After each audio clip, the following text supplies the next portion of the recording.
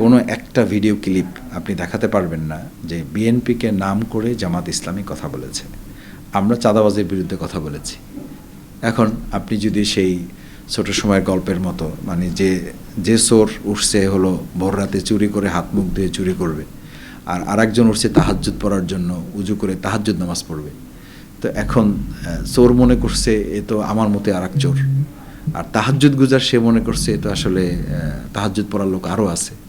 তো আপনি তো উজু করা লোক দেখছেন, আমি তো উজু করা লোকের কথা বলছি, আমি তো চোরের কথা বলি নাই, তাহাজ্জুদ পড়ার লোকের। এখন কোনো চোর যদি নিজ গায়ে সেটা নিয়ে নেয় সে দায়িত্ব তো তার। এই মুহূর্তে ভারতের বাংলাদেশ নিয়ে একটি পলিসি হলো ডিভাইড অ্যান্ড রুল। সেক্ষেত্রে আপনারা বিএনপির সঙ্গে জোট না করে আলাদা নির্বাচন করলে আওয়ামী লীগ পুনর্বাসনের একটা সুযোগ তৈরি হবে কিনা? আমরা এটা মনে করি না তিনটা কারণে। একটা হচ্ছে দেশে যেমন একটা শক্ত সরকারি দল দরকার, ঠিক একটা শক্ত সরকারি দলকে শক্ত রাখার জন্য এবং তাকে লাইনে রাখার জন্য, জনগণের পক্ষে রাখার জন্য, এবং সে যেন স্বৈরাচারী হয়ে না ওঠে, সে যেন এক নায়কতন্ত্র না হয়ে ওঠে, সেজন্য একটা শক্ত বিরোধী দলেরও প্রয়োজন।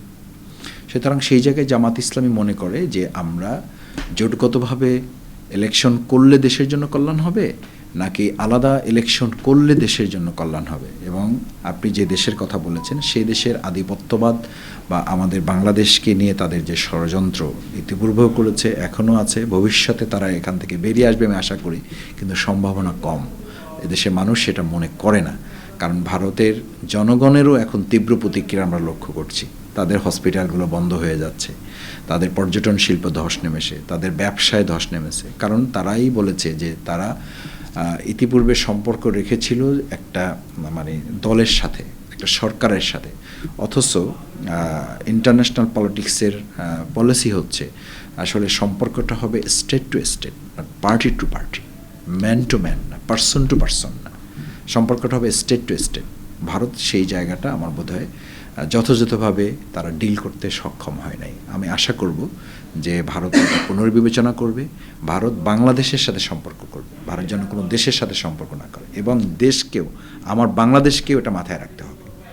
আমিও যদি ভাবি যে আমি ভারতের সাথে সম্পর্ক করে ক্ষমতায় আসবো, তাহলে দেশের জনগণ বিগত ফ্যাসিস্ট সরকারকে যেমন বিদায় করেছে, এবং আপনার মনে থাকার কথা আমাদের ছাত্র জনতা কিন্তু সেদিন বলেছে যে আমরা শুধুমাত্র আওয়ামী লীগকে পরাজিত করিনি, আওয়ামী লীগকে বিদায় করিনি, আমরা আধিপত্যবাদকেও পরাজিত করেছি, এবং ভারতের মতো একটা ফ্যাসিস্ট সরকার যারা আমাদের উপরে নির্যাতন নিপীড়ন চালিয়েছে, ফেলানিকে হত্যা করেছে, কথায় কথায় আমাদের সীমান্তে আমাদের প্রিয় নাগরিকদেরকে গুলি করে হত্যা করেছে, এবং আমাদের উপরে নানান সময় টিপাই মুখ বাঁধ নির্মাণ করার মতো মানে অবৈধ চুক্তিগুলো করে যে হাসিনা বলেছিল যে ভারতকে এমন কিছু দিয়েছে যে যারা চিরদিন মনে রাখবে, সেরকম একটা সরকার বা সেরকম একটা রাজনৈতিক দল এদেশের মানুষ আর কেউকেই গ্রহণ করবে না। সেটা যদি জামাত ইসলামী করে, জামাত ইসলামীকে করবে না, সেটা যদি অন্য কোনো বড় দল করে তাদেরকেও করবে না। কারণ বাংলাদেশ সিদ্ধান্ত হবে বাংলাদেশের জনগণের সমর্থনের ভিত্তিতে।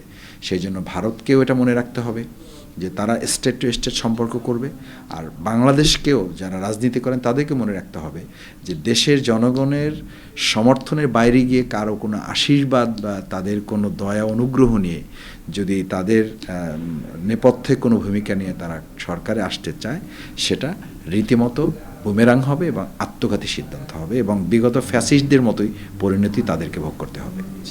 সাম্প্রতিক সময়ে বিএনপির নানা বিষয়ে আপনারা সমালোচনা করেছেন, বিএনপিও আপনাদের নিয়ে সমালোচনা করেছে। নতুন বাংলাদেশে এটি কি কাঙ্ক্ষিত ছিল? এটি কাঙ্ক্ষিত নয়। প্রথম কথা হচ্ছে এটি খুবই অনাকাঙ্ক্ষিত। বাংলাদেশ জামাত ইসলামী এখন পর্যন্ত কোনো একটা ভিডিও ক্লিপ আপনি দেখাতে পারবেন না যে বিএনপিকে নাম করে জামাত ইসলামী কথা বলেছে। আমরা চাঁদাবাজির বিরুদ্ধে কথা বলেছি। এখন আপনি যদি সেই ছোট সময়ের গল্পের মতো মানে যে চোর উঠছে হলো ভোর রাতে চুরি করে হাত মুখ দিয়ে চুরি করবে, আর আরেকজন উঠছে তাহাজ্জুদ পড়ার জন্য উজু করে তাহাজ্জুদ নামাজ পড়বে। তো এখন চোর মনে করছে এ তো আমার মতে আর এক চোর, আর তাহাজ্জুদ গুজার সে মনে করছে এ তো আসলে তাহাজ্জুদ পড়ার লোক আরও আছে। তো আপনি তো উজু করা লোক দেখছেন, আমি তো উজু করা লোকের কথা বলছি, আমি তো চোরের কথা বলি নাই, তাহাজ্জুদ পড়ার কথা বলি। এখন কোনো চোর যদি নিজ গায়ে সেটা নিয়ে নেয়, সে দায়িত্ব তো তার। কিন্তু আপনি নিশ্চিত থাকবেন, বা আপনি নিশ্চয়ই একজন জার্নালিস্ট হিসাবে খেয়াল করবেন যে বিগত 3-4 মাস ধরে জামাতের নাম, ব্যক্তির নাম ধরে ধরে অত্যন্ত দুর্ভাগ্যজনকভাবে তারা কথা বলা শুরু করেছেন, এবং এটা জাতির কাছে অত্যন্ত অনাকাঙ্ক্ষিত হয়েছে। এবং আমি মনে করি আগামী দিনের নির্বাচনে যখন সুযোগ আসবে, এটা জনগণ এটার একটা উপযুক্ত জবাব দেবে। কারণ এই বিভাজিত রাজনীতি বাংলাদেশে আর কেউ চায় না। ভুলভ্রান্তি থাকতে পারে, মতের অমিল থাকতে পারে, সেই সমালোচনার মাত্রাটা যেন আমাদের মধ্যে প্রতিযোগিতামূলক হয়, প্রতিদ্বন্দ্বিতামূলক হয়, সেটার যেন প্রতিহিংসামূলক না হয়। কিন্তু আমাদের এটা প্রতিহিংসার জায়গায় কেউ কেউ নিয়ে যাচ্ছেন। আমি খুব অবাক হই যে একটা দলের কেন্দ্রীয় নেতা যখন জাতীয় সরকারের কথা বলেন, তখন ওই দলেরই আবার কেন্দ্রীয় আর এক নেতা আর একটা দলকে কোনোভাবেই তারা মেনে নিতে পারেন না। ফ্যাসিস্টরা যে কথা বলেছেন, ওনারাও একই কথা বলেন। ফ্যাসিস্টরা যে ভাষা ব্যবহার করেছেন, এই নেতারা ঠিক একই ভাষা আমাদের জন্য ব্যবহার করছেন। এটা আমরা হয়তো হজম করছি, কিন্তু আমি বিশ্বাস করি সাধারণ জনগণ এগুলো হজম করবে না। তারা 2024 সালে 5ই আগস্ট যেভাবে মাঠে লড়াই করে জবাব দিয়েছেন, আগামী দিনের নির্বাচনে তাদের শক্ত সমর্থনের মাধ্যমে এটার উপযুক্ত জবাব তারা দিবেন। আওয়ামী লীগকে নিষিদ্ধকরণের বিষয়ে আপনাদের মতামত কি? আওয়ামী লীগকে নিষিদ্ধ করার ব্যাপারে আমরা পরিষ্কার বক্তব্য দিয়েছি যে আওয়ামী লীগ ইতিমধ্যে জনগণের অভ্যুত্থানের মাধ্যমে তারা এক দফা নিষিদ্ধ হয়েছে। এখন বিচারিক প্রক্রিয়ায় তাদেরকে নিষিদ্ধ করা এবং নির্বাহী আদেশেও তাদেরকে নিষিদ্ধ করার সুযোগ আছে, সেটির ব্যাপারে রাজনৈতিক দলগুলোর ঐক্যমত হওয়া প্রয়োজন বলে অন্তর্বর্তীকালীন সরকার বলেছে।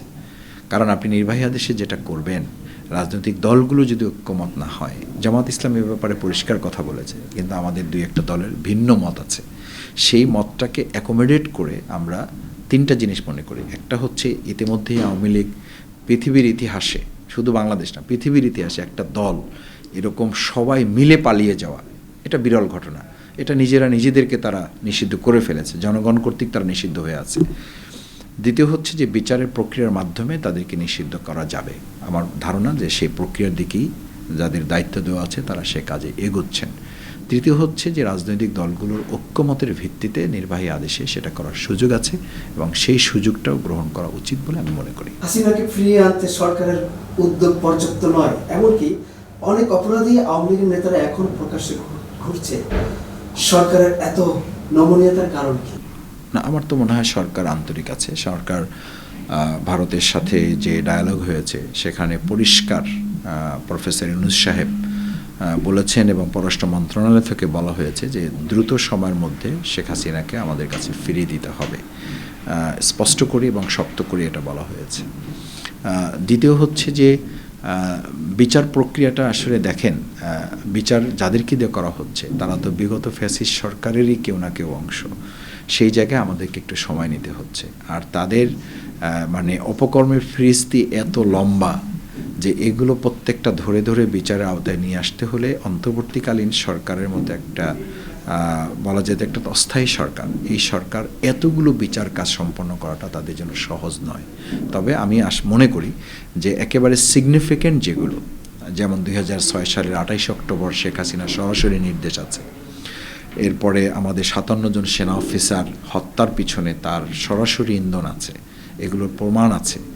এরপরে শাপলা চত্বরে আলেমদের হত্যার পিছনে তার সরাসরি প্রমাণ আছে।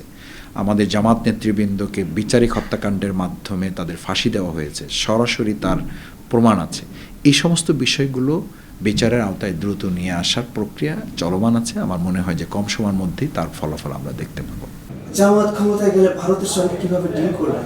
বিজেপি সরকারের সঙ্গে কি থাকবে বা রাখবে? জামাতকে আল্লাহ তাআলা যদি কবুল করেন, এদেশের জনগণ যদি আমাদের উপরে সেই দায়িত্ব দেন, আমরা একটা প্রতিবেশী রাষ্ট্রের সাথে যে সম্পর্ক থাকা উচিত, অন্যান্য দেশের সাথে যে সম্পর্ক থাকে, আমাদের যে স্লোগান নির্ধারণ করা আছে, আমাদের দেশের বাইরে বন্ধু আছে, আমাদের কোনো প্রভু থাকবে না।